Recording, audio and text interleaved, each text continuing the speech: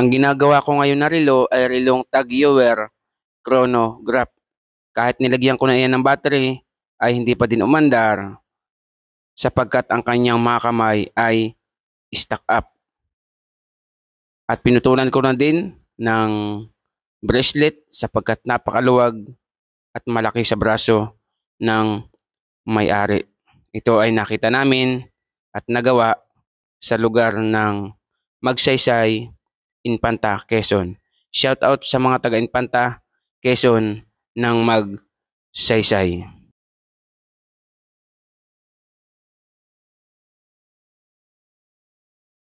Matapos kong gawin, ibinigay ko na sa may-ari at abot-abot ang pasasalamat ng may-ari dahil 200 lang ang aking siningil sa damage ng kanyang relo.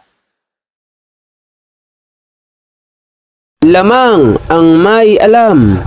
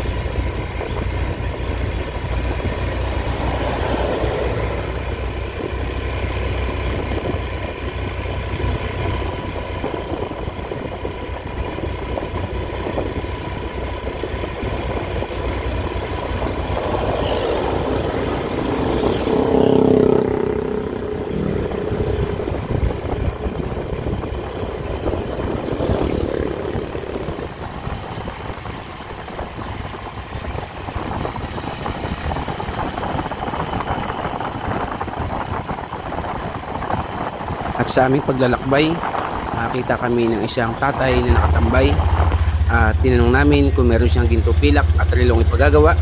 Ang sabi niya ay meron daw, kaya kami ay isinama niya sa kanyang bahay. Ngunit kami ay naglakad pa papunta sa kanyang bahay sapagkat may ilang metro din ang layo ng kanyang bahay sa tabi ng kalsada. Kung kaya't ang aking boss na si Boss Eduardo ay pinarampa na ang aking big bike papunta sa bahay ng aming customer na magpapagawa ng relo. Mukhang excited si tatay na kunin ang kanyang relo. Halata naman sa lakad niya na gustong gusto niyang makuha ang kanyang relo at ipagawa sapagkat ang sabi niya nga, yun daw po ay bigay pa ng kanyang panganay na apo na galing sa ibang bansa.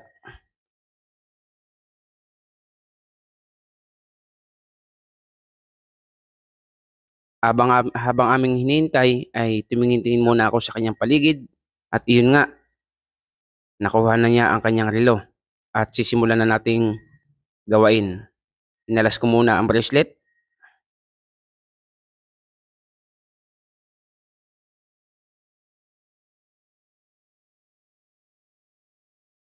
sapagkat ang sabi ng tatay, yan daw po ay matagal na naka-stock at mahalaga sa kanyang relong yan.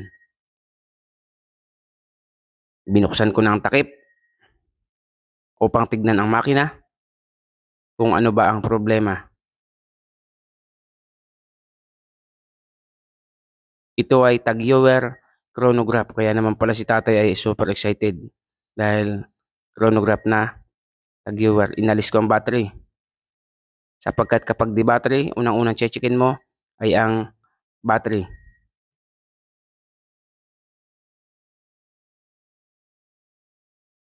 So may mga dumi-dumi na po kasi pinasok ng pawis.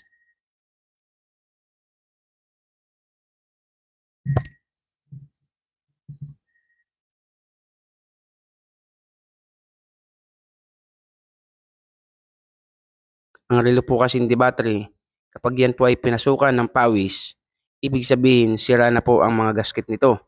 Maaaring gasket sa takip o gasket sa mga pihitan. At kapag yan po ay nabasa agad pong nalulobat ang battery sapagkat nagdi-discharge po ito dahil nagaground po at doon siya nalulobat. Kaya ang relong de battery ay bawal na bawal mabasa ang loob dahil diyan po siya nagkakaroon ng grounded.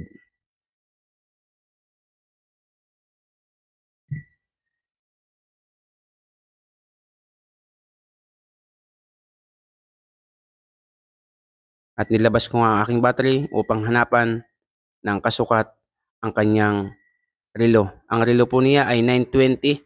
Ang pangalan o sukat size ng kanyang battery. Ang makina na kanyang relo na tag-viewer ay OS 10.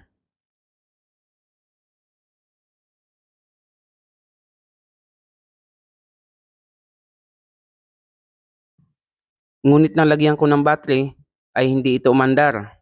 Ibig sabihin, hindi lamang po sa battery ang kanyang problema. Maaring may problema sa makina or minsan po naman mild lamang ang kanyang problema. Sa tagal ng panahon at nagkaroon po siya ng pawis, nag-i-stack up po ang mga kamay ng D-battery. Lalo na po yung kanyang sweep second wheel. Ano po? Doon po yun nag-i-stack up. Kaya ayaw gumana no kanyang second hand.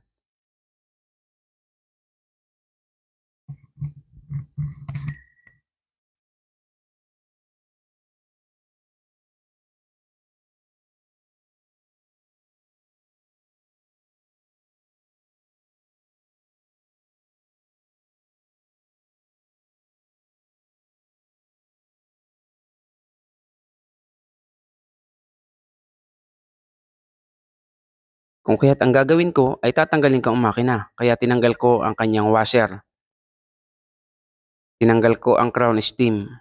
So sa pagtanggal po ng stem or crown at crown, may susundutin ka po dyan na isang bagay para po matanggal ang lock ng stem. Hindi po yan basta-basta hinuhugot lang. At yan na nga, nilabas ko ang makina. Sinubukan ulit na lagyan ng battery. Ginilaw-galaw ko ang second hand dahil stock up nga po ito. Isa lamang po yan sa first aid. Galaw-galawin mo ang second hand kapag ayaw umandar. Pag hindi pa din umandar yan, ibig sabihin may sirang pyesa.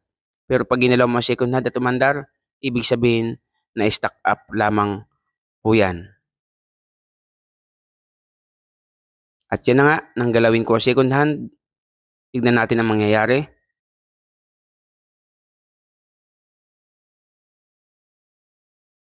Yun, umandar na po ang kanyang relong tag viewer. Ibig sabihin wala silang pyesa at ito po ay stock up lamang. Ano po?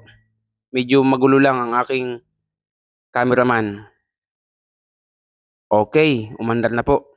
Ibig sabihin, job well done.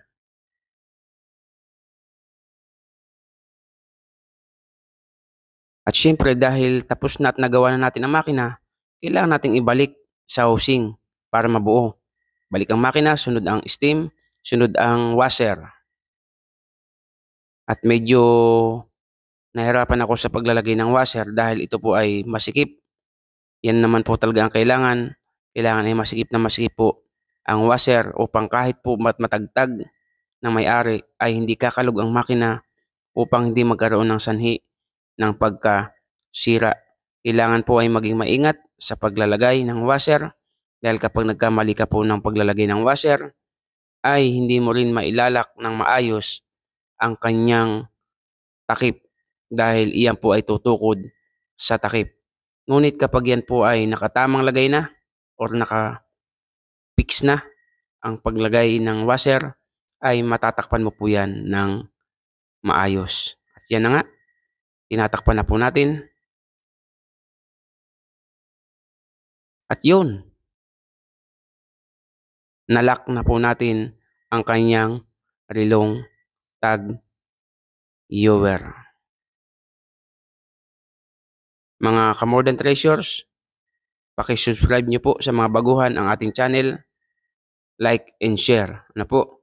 Sa mga nagre-request na magpa-service ng relo, schedule po natin yan. Again. More than 3 shots, strike again. Go, go, go, go. Boss Ed, banat.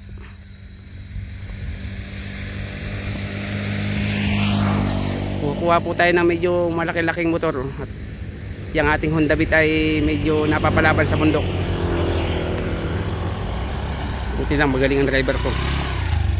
At natapos na po namin ang aming project. Kami po ay aalis na para pumunta sa isang lugar na muli kami ay area.